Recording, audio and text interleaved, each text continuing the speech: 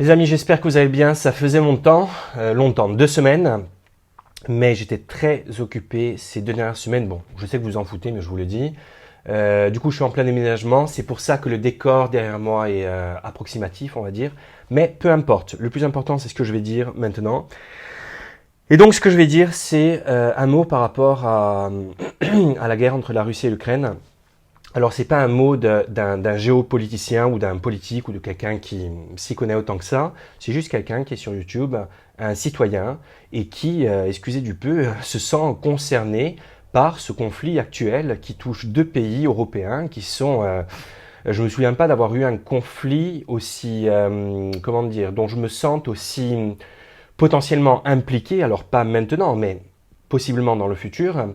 Donc je disais que c'est la première fois de ma vie que je ressens en fait la proximité du conflit et le fait que c'est pas impossible qu'un jour j'y sois impliqué physiquement moi-même.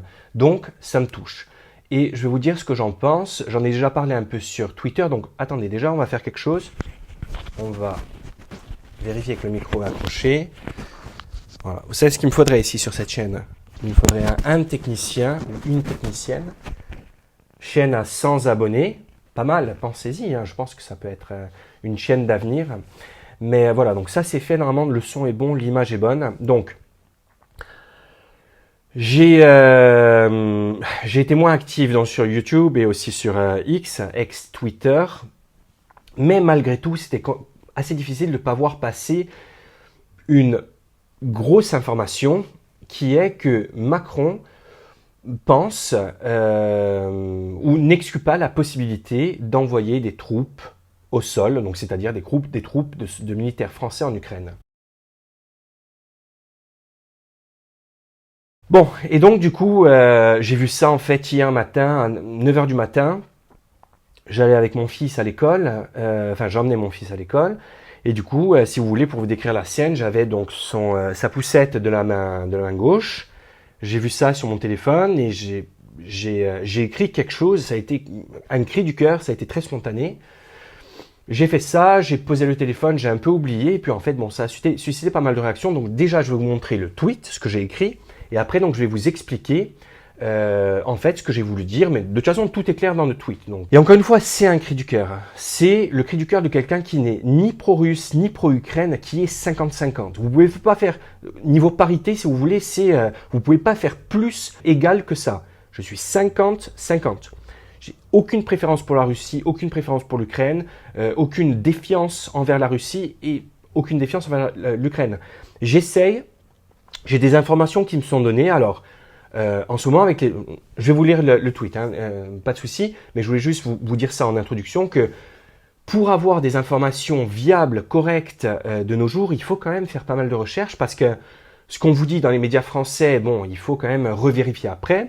Pareil dans les médias russes, je lis pas les médias ukrainiens, mais je suppose que c'est la même chose. Bon, eux, à la rigueur, ils sont vraiment en guerre, donc je comprends que il y a un peu de propagande dans leurs informations, parce il faudrait surtout pas démotiver en fait non seulement la population ukrainienne, mais aussi les militaires ukrainiens. Donc, bon, eux, ils ont ce jeu dans lequel malheureusement ils sont impliqués. Je vais vous lire le tweet et puis après on en parle ensemble. Alors quand je dis on en parle ensemble, écrivez-moi en commentaire ce que vous en pensez, essayez de structurer vos commentaires.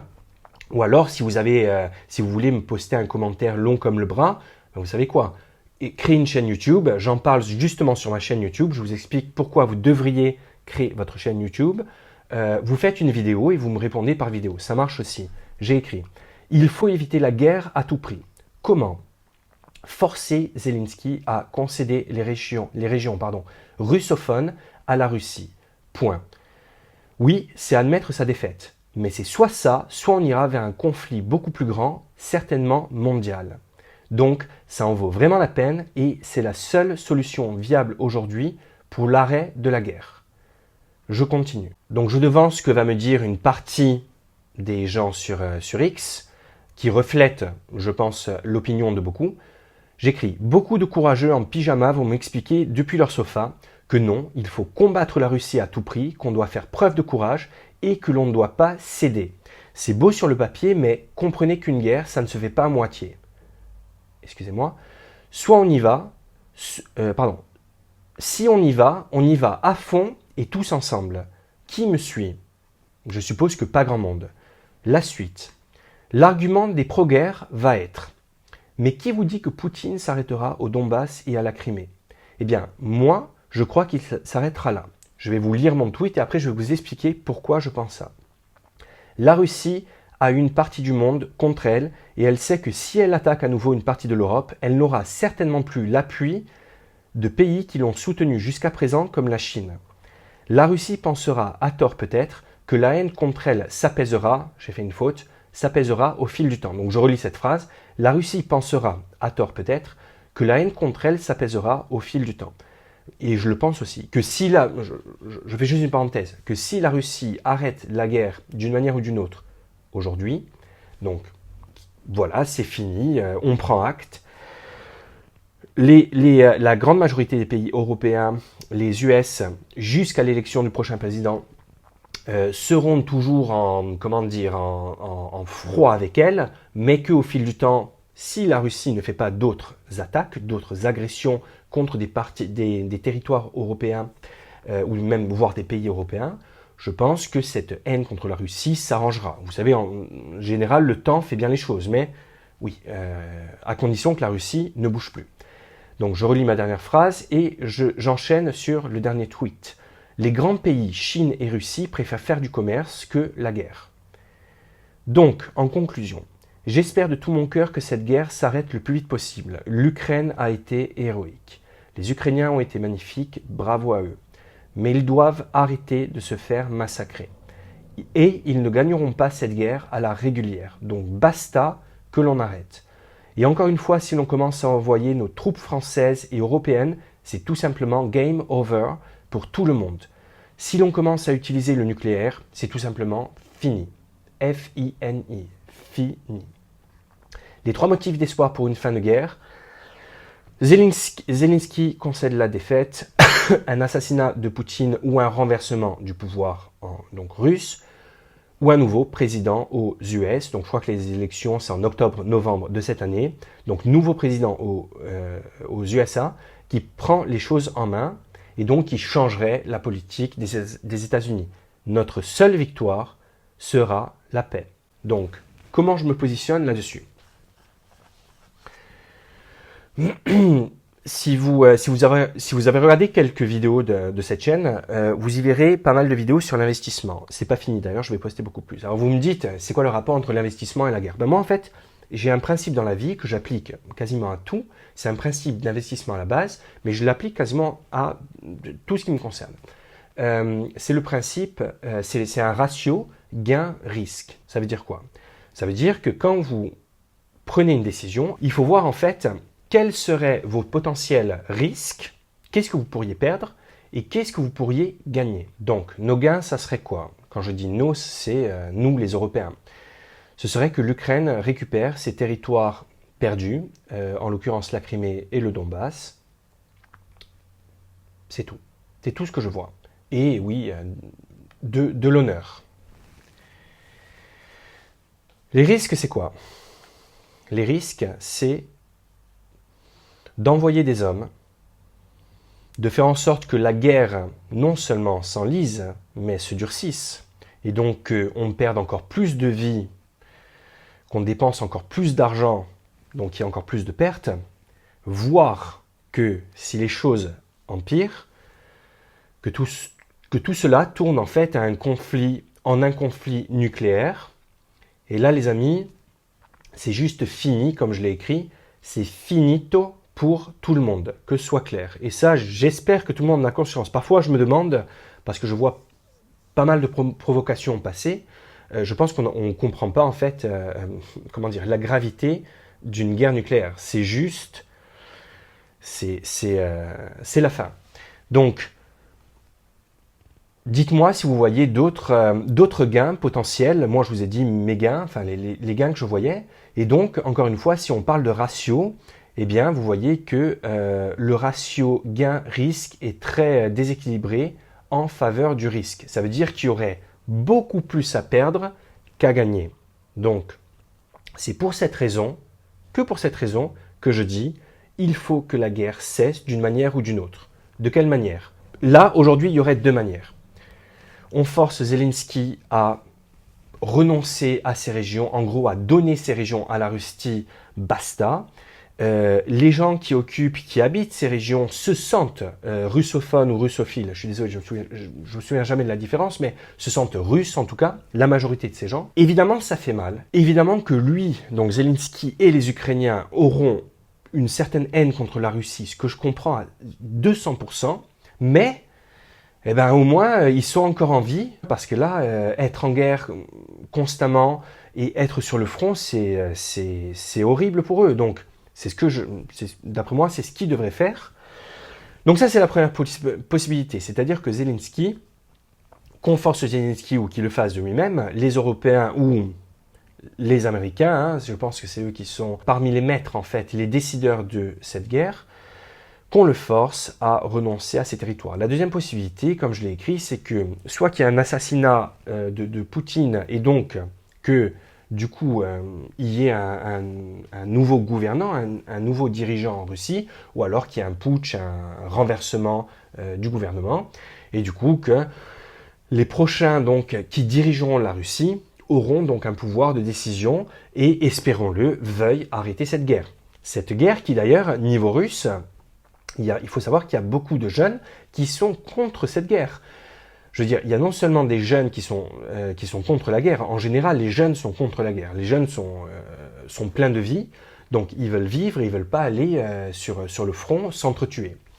Mais non seulement les jeunes Russes ne veulent pas, enfin la majorité des jeunes Russes ne veulent pas de cette guerre, mais aussi beaucoup de Russes qui se sentent européens, qui ont l'habitude de voyager en France ou dans d'autres pays européens, qui ont peut-être même des maisons secondaires en Europe, qui étudient en Europe, et puis qui tout simplement aiment l'Europe et sont peut-être mariés, ont des conjoints ou des conjointes en France ou ailleurs. Donc il y a beaucoup de gens qui ne veulent pas de cette guerre. Donc oui, c'est possible.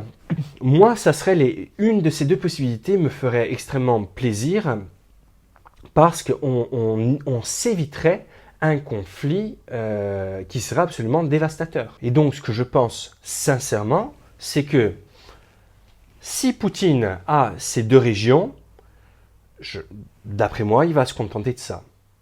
Voilà. On ne sait pas évidemment, mais je ne pense vraiment pas qu'ils veuillent faire d'autres guerres à l'heure actuelle. Ça ne veut pas dire que la Russie ou son successeur dans 10 ans, 20 ans ne fera pas de guerre, mais là, à l'heure actuelle, je ne vois pas d'autres conflits redémarrer après le conflit ukrainien. Donc, je vais conclure cette vidéo par vous relire le début d'un de mes tweets et vous expliquer qu'est-ce que je voulais dire par là. Je dis, l'argument des pro-guerres va être « Mais qui vous dit que Poutine s'arrêtera au Donbass et à la Crimée ?» Ça, je le comprends parfaitement. C'est-à-dire que les gens qui veulent faire la guerre à la Russie se disent « Si on ne défend pas les territoires ukrainiens et donc en gros on laisse à Poutine, comme je recommande de le faire en fait, hein, qu'on lui dit, ben écoute, ok, on abandonne, prends ces territoires, tu as gagné, on se retire, on a perdu. » Poutine pourrait se dire, enfin la Russie, Poutine, que tiens, puisqu'on me laisse aussi facilement obtenir ces territoires, pourquoi pas essayer d'annexer d'autres territoires ukrainiens, la Moldavie ou la Géorgie, les pays baltes, la Pologne. Il s'arrêterait où en gros? Ben moi, mon sentiment, et c'est ce que j'ai écrit, je crois qu'il s'arrêtera là. Et j'ai écrit ça parce que je pense, encore une fois, j'ai aucune certitude, mais je vous dis vraiment mon ressenti, je pense qu'il a été extrêmement surpris par la réaction des pays européens après son attaque en Ukraine il y a 2 ans. Nos pays européens n'étaient pas forcément soudés. On est unis, mais on est unis sur le papier, mais on n'avait pas forcément 2 projets en commun. Et cette guerre a été en fait l'opportunité pour quasiment tous les pays européens de s'unifier en fait derrière l'Ukraine, de se mettre ensemble, de se rassembler, et non seulement d'être avec l'Ukraine, mais surtout d'être contre la Russie. Et ça, je pense que ça, je vous le dis sincèrement, que ça a affecté non seulement Poutine, mais beaucoup de Russes, qui ne s'attendaient pas en fait à cette rébellion européenne, qui a été très bien d'ailleurs. Ça, c'était bien, il fallait le faire, il fallait montrer qu'on n'est pas d'accord.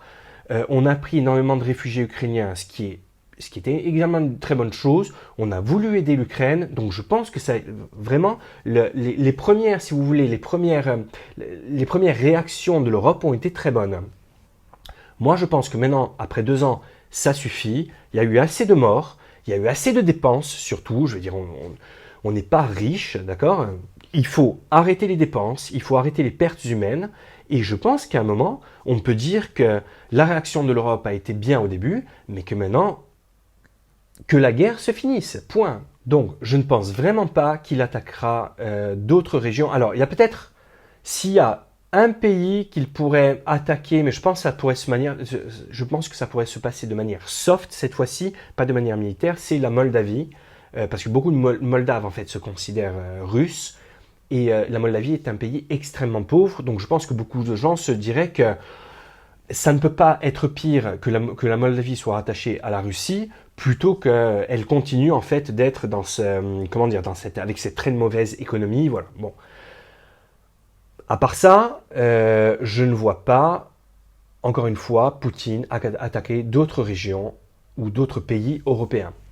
Si ça se passe, admettons qu'il obtienne ces régions ukrainiennes et qu'il décide d'attaquer une nouvelle fois d'autres régions ou d'autres pays européens. Là, mon avis sera complètement différent. Parce que là, il nous montrera qu'il veut, en fait, reconstituer l'URSS tout simplement. Et là, ma position, donc je referai une vidéo à ce moment-là, mais ma position sera complètement différente. Parce que là, on n'a pas affaire à quelqu'un qui veut juste, en fait... Parce qu'en fait, pourquoi la Russie a attaqué l'Ukraine, selon la Russie? C'est parce que depuis 2014, les habitants des régions russophones, ou russophiles, je crois que c'est russophone, ukrainiennes, donc du Donbass et de la Crimée entre autres, se font bombarder la gueule par le régime ukrainien, et que ça a duré pendant 8 ans. Et voilà, donc c'est l'excuse ou la raison numéro 1 de Poutine pour avoir attaqué l'Ukraine. Soit. Mais s'il récupère ces 2 régions, très bien, il aura eu ce qu'il voulait. S'il se met encore à attaquer une autre partie de l'Europe, là, ça posera problème. Et on en reparlera. Donc voilà, c'est tout ce que je voulais dire. Donc j'espère que ça n'a pas été trop confus. Encore une fois, je comprends les gens qui ne veulent pas faire de la paix avec la Russie, qui veulent qu'on rentre carrément en guerre. C'est aussi une question d'ego, une question d'honneur. Je le comprends, l'honneur c'est bien, le courage c'est bien. Par contre, il ne faut pas être téméraire. Et encore une fois, quand on pense à ce qu'on pourrait gagner en fait de faire la guerre à la Russie, ce que l'Europe, ce que l'Ukraine pourrait obtenir et ce qu'on pourrait perdre si ça se passe mal, je pense que le ratio donc est tellement largement en notre défaveur que ça n'en vaut pas la peine.